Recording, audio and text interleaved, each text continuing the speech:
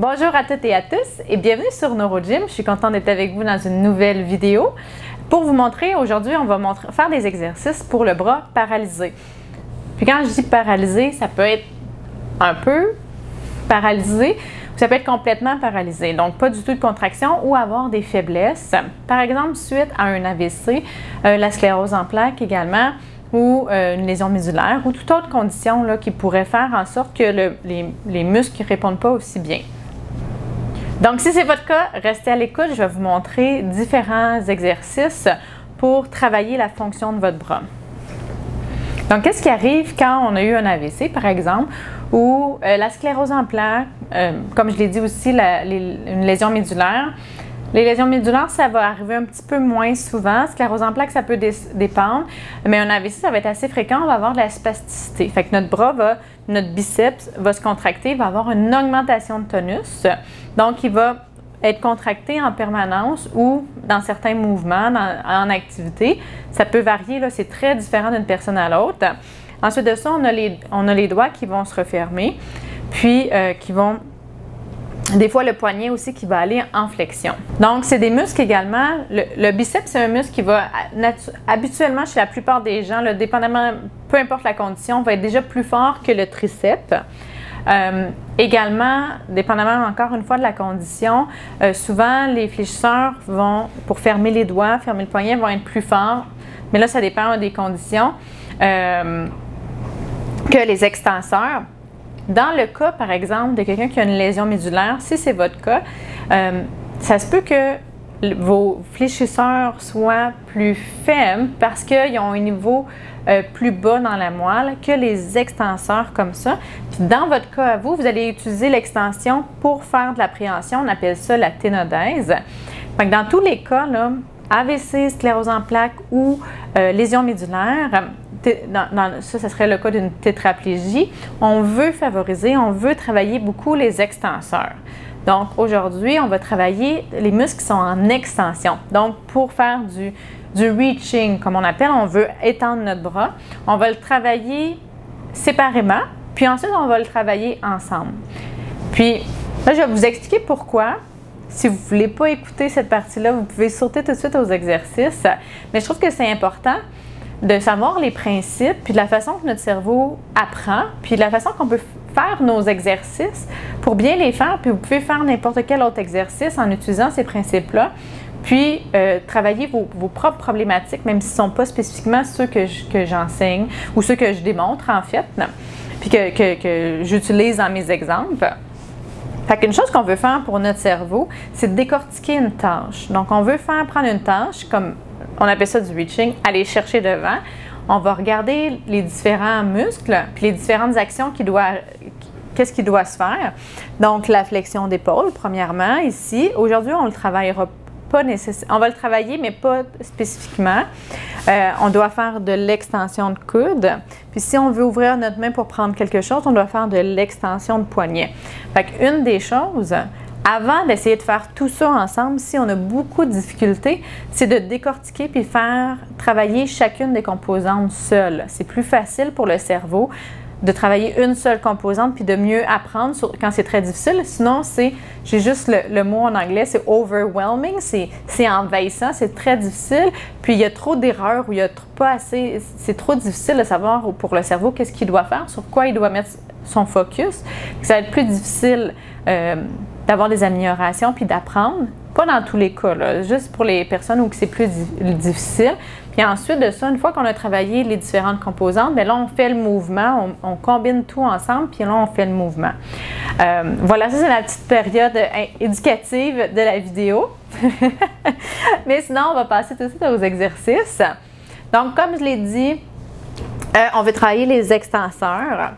Si vous avez beaucoup de spasticité, ce qu'on va faire, c'est on va aller travailler, comprimer le biceps pour le relâcher. Puis notre but, là, ça va être d'essayer d'étendre le bras comme ça. Je me suis mis près d'une table, je pourrais la lever. Donc, vous pouvez vous mettre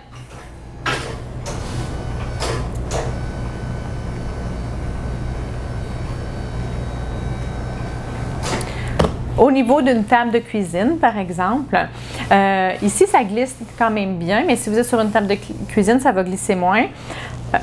Aussi pour ne pas irriter la peau, surtout si vous n'avez pas beaucoup de sensations, prenez pas de chance, même si vous dites que vous ne le sentez pas, prenez pas de chance, vous pouvez prendre une serviette, un linge à vaisselle, ça fonctionne très bien, une tête d'oreiller, ça fonctionne très bien, quelque chose de pas trop grand qui se mobilise quand même bien, puis sur lequel on peut glisser comme ça. Une tête d'oreiller, donc pour glisser, ça ne glisse pas beaucoup sur ma table. Mais ce qu'on veut, c'est, on peut le prendre avec le pincé, par exemple, puis permettre un certain glissement. Si jamais ça glisse plus facilement sur une table en bois, par exemple, ça va glisser plus facilement avec un drap que là, j'ai un matériel qui glisse quand même très bien avec la peau. Donc, je vais mettre de côté mes outils, mais sachez que si vous avez beaucoup de résistance, vous pouvez prendre tête d'oreiller ou serviette, puis il faut vous assurer que ça frotte bien. Fait que ce qu'on va faire, c'est, si vous avez beaucoup de spasticité, vous allez pincer le biceps, puis essayer de le faire par vous-même, d'aller étendre le coude. Donc, on a l'impression qu'on fait une rotation, mais on étend le coude. Donc, mon coude part plié et il s'étend comme ça. Si vous avez de la difficulté, ce que vous allez faire, c'est prendre votre main du côté, si c'est possible, qui est sain, et on va faire du actif assisté. Donc, on va aller pousser. Assurez-vous de bien travailler le triceps et on revient. Si vous avez un biceps qui est faible, puis s'il est spastique, vous pouvez le faire aussi, mais on va travailler le contrôle. Fait que là, on va travailler l'extension. Et là, on va essayer de revenir. Ce que je veux que vous essayez de faire, c'est de revenir par vous-même avec le biceps. Pour ceux à la maison qui sont très spastiques, ce que je vais vous demander de faire, c'est de revenir avec le biceps, mais en contrôle. Donc, si on part comme ça, puis qu'on fait ça comme ça, très rapidement, puis que on n'a pas l'impression qu'on a eu du contrôle sur notre bras, que c'est pas nous qui avons plié le bras, à ce moment-là, c'est une augmentation de tonus. C'est la spasticité qui est entrée en ligne de compte. On n'a pas beaucoup contrôlé. Fait qu'à ce moment-là, je veux vraiment que vous essayiez d'y aller doucement, même très, très, très lent, pour être sûr que ce soit votre commande motrice qui ait fait le bon mouvement. Et on refait comme ça. On va pousser. On étend.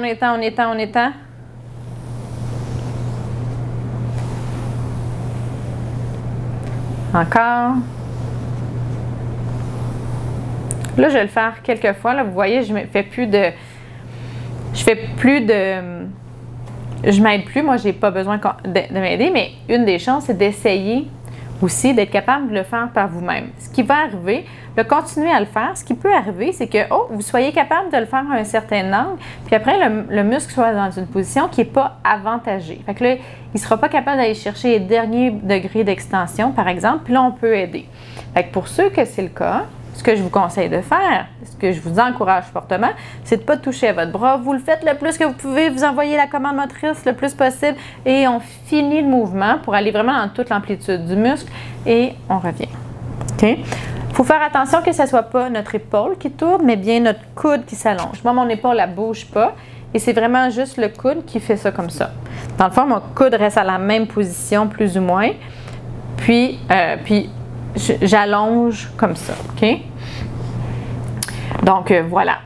On va faire une autre petite série. On va essayer d'en faire 10 cette fois-ci. Si vous allez plus lentement, essayez pas d'aller plus vite parce qu'on veut vraiment envoyer une bonne commande motrice. Mais si vous allez plus lentement, il n'y a pas de problème. Fait qu'on allonge, on allonge et on revient en contrôle. Sinon, on revient passivement. On allonge. On est à 2. On revient.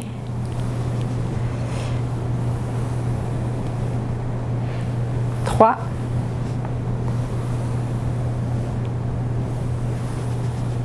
4. On y va. Là, je vais quand même rapidement. Vous pouvez aller plus lentement. Bon, 5. Les physios, on est réputés pour pas bien compter. 6. Mais le nombre de répétitions qu'on fait, ça a une importance. Là, je ne dirais pas que ça n'a pas d'importance. On veut que ça soit exigeant. On veut se rendre à un point où on a Je pense qu'il en reste 3. On va en faire 3 autres. Où on a de la difficulté à finir. Mais ce qui est vraiment important également, là, c'est de faire, on va prendre une pause, on a pris une pause aussi tantôt, c'est de faire des séries. Fait que là, on a fait une série de à peu près 10 la première fois. On prend une pause. Là, le cerveau, ce qu'il va faire, c'est qu'il va avoir le temps de penser à ses erreurs, de voir comment il pourrait corriger. C'est comme ça que ça fonctionne l'apprentissage. Ensuite de ça, il va tester ses nouvelles hypothèses. Comment il pourrait s'améliorer. Mais pour ça, il faut lui donner la chance qu'il puisse s'améliorer. Donc, il faut refaire une série. C'est comme à l'école, je prends souvent l'exemple des enfants, on leur fait répéter comment écrire une lettre, par exemple, mais ils ne le font pas juste une fois, on met le cahier de côté puis c'est terminé. Non, ils vont faire une page, une journée, mais le prochain cours où il y a de français, ils vont réessayer. Après ça, ils vont avoir fait plein de lettres A individuelles sur 1, 2, 3, 4 pages. Ensuite de ça, ben là, ils vont faire des courts mots, puis ils vont les mettre ensemble. Donc, c'est un petit peu le même principe. On fait les choses individuellement, on les pratique, mais c'est important là, pour l'acquisition, l'intégration, puis surtout la consolidation des apprentissages de répéter.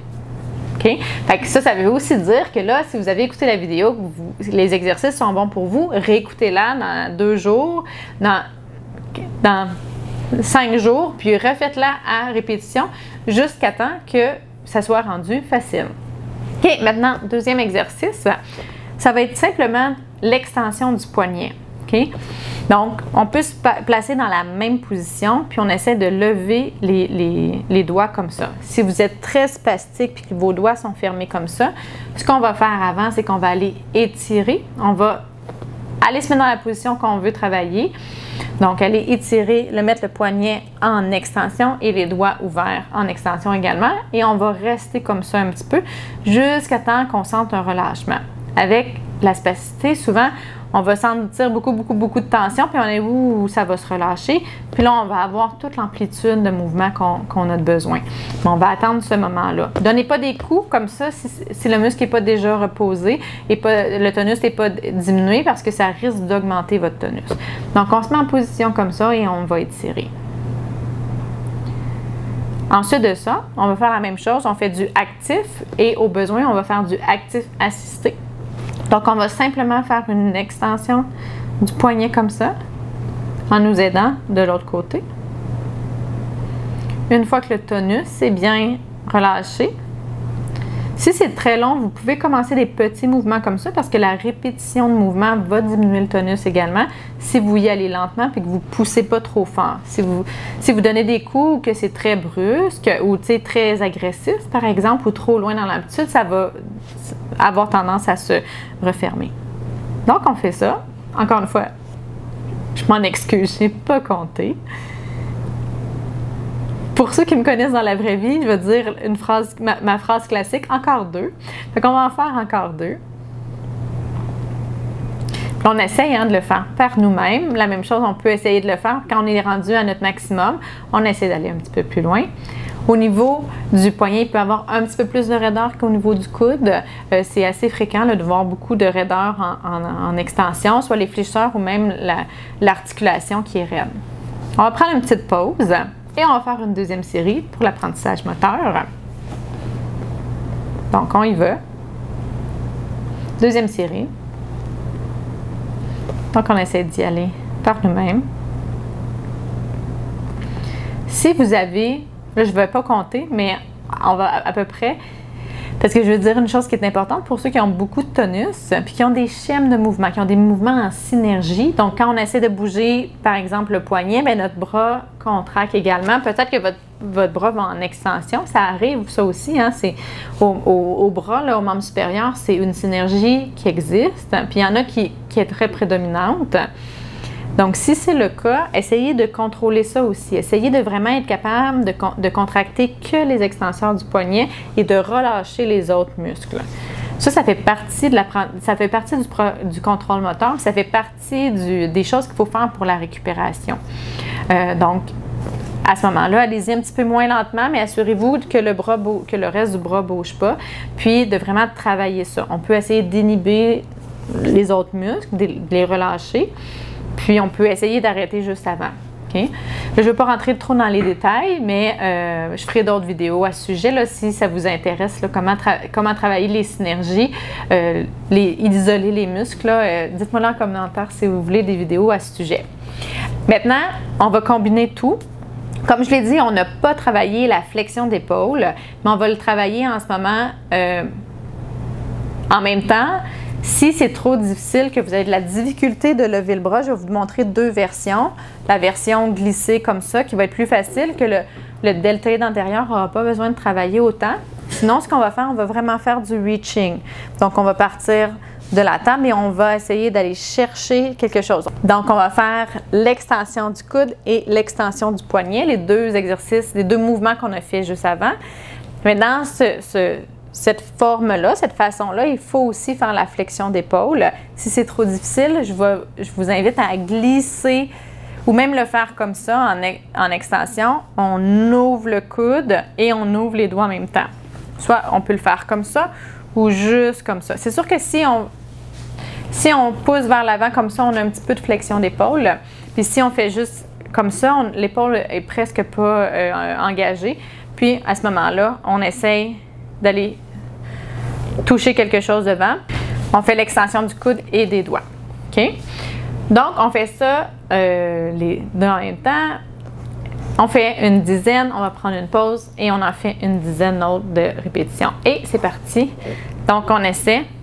Si on a besoin de s'aider, on peut y aller directement au niveau de la main. Puis, on va tirer un peu devant nous en allant ouvrir comme ça. OK?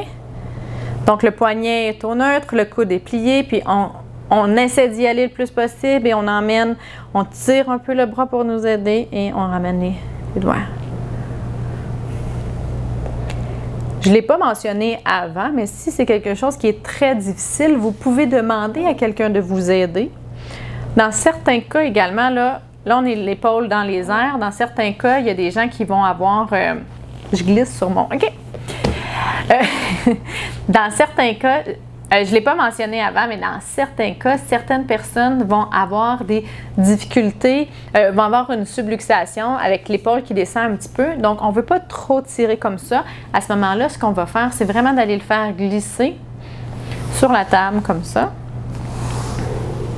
Comme ça, on reste en appui. Le bras ne se retrouve pas dans le vide, là, un petit peu. Donc, il est plus soutenu. Et on fait comme ça. Donc, on ramène et on fait l'extension. Comme si on va aller chercher. On peut mettre les doigts dans une autre position. On peut tourner un peu aussi notre poignet. Encore deux. Un petit dernier. Excellent. On va prendre une courte pause. Moi, ce que j'aime bien faire pendant la pause, je vais expliquer, c'est faire un autre exercice pendant ce temps-là. On veut habituellement prendre une pause qui est aussi longue que le temps que ça nous a pris pour faire l'exercice. Si vous êtes comme moi, je suis un peu impatiente dans la vie. J'aime quand les choses vont vite, mais c'est pas une bonne chose quand on veut laisser le temps à notre cerveau d'apprendre. On doit y laisser le temps.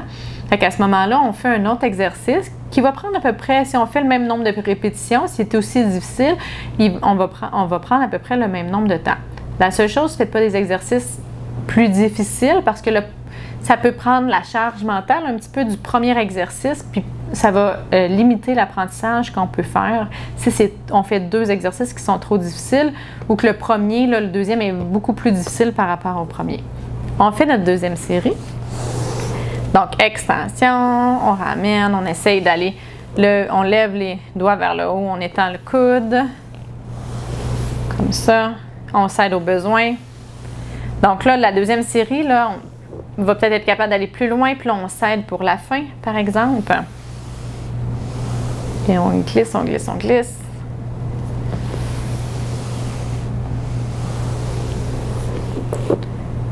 Puis une des choses, c'est important d'essayer d'être le plus concentré possible. Surtout si vous le faites, vous vous aidez beaucoup avec un côté qui est sain, par exemple. C'est important de porter attention que ce ne soit pas juste votre côté sain qui fasse l'exercice. Ça arrive vraiment souvent que je vois ça. Puis je vous dirais, même moi en tant que thérapeute, il faut que je fasse attention à ne pas faire trop le travail pour la personne. Parce que si la personne ne travaille pas, bien, il n'y aura pas cette amélioration-là. Fait que faites attention de rester concentré, puis tout le temps essayer de réévaluer là, à une fréquence assez régulière. Est-ce que mon bras, il travaille beaucoup? Ça devrait devenir un petit peu plus facile et éventuellement, la deuxième série devrait être plus facile parce que là, on a un meilleur contrôle moteur. Mais avec la fatigue, ça devrait être plus difficile. Si vous ne devenez jamais fatigué du côté que vous travaillez, c'est peut-être parce qu'il n'a pas travaillé beaucoup. Quand il est très, très faible, des fois, ça va être même difficile de percevoir s'il y a vraiment une contraction ou un mouvement, mais essayez de relâcher quelques fois pour voir là, que vous êtes capable vous-même de pousser. Puis sinon, si vous sentez éventuellement de la fatigue, après 3 séries, vous devriez ressentir de la fatigue. Sinon, c'est peut-être que l'intensité de l'activité n'est pas assez grande. Fait qu'à ce moment-là, vous pouvez ajouter des poids, vous pouvez ajouter d'autres choses ou faire tout simplement un autre exercice. Si vous voulez avoir des idées d'exercices, vous pouvez consulter notre chaîne YouTube. Toutes les autres, il y a plein de listes de lecture. Il y a plein d'autres vidéos qui sont là pour vous. Pour les bras, les jambes, le trône, l'équilibre, on a plein de choses. Donc voilà, si jamais c'est trop facile, là, que vous ne voyez pas de fatigue, là, à ce moment-là, il vaudrait peut-être la peine d'ajouter une composante pour que ce soit plus difficile, sinon de changer d'exercice. Donc, si vous avez des besoins, vous voulez progresser dans d'autres exercices, vous avez des problématiques que vous voudriez qu'on adresse, écrivez-les en commentaire, ça va me faire plaisir de faire des vidéos pour répondre à vos besoins. Sur ce, j'espère que vous avez aimé cette vidéo, que ça vous a été utile. Si vous voyez que c'est des choses que vous pouvez travailler, que vous avez besoin de travailler, faites un pouce sur la vidéo, enregistrez-la, réécoutez-la, faites-le comme je l'ai dit. C'est important de faire des répétitions puis de refaire des pratiques. Donc, je dirais au moins 3 fois par semaine, à tous les 2 jours si possible. Si possible, tous les jours, on fait de 2 à 3 séries de 5 à 12 répétitions, je dirais, dépendamment de vos capacités. Mais c'est important, on doit répéter et répéter pour que le cerveau comprenne, consolide les apprentissages et que vous voyez des améliorations. Je vous souhaite une bonne progression, une bonne récupération et je vous dis bonjour et à bientôt. Au revoir!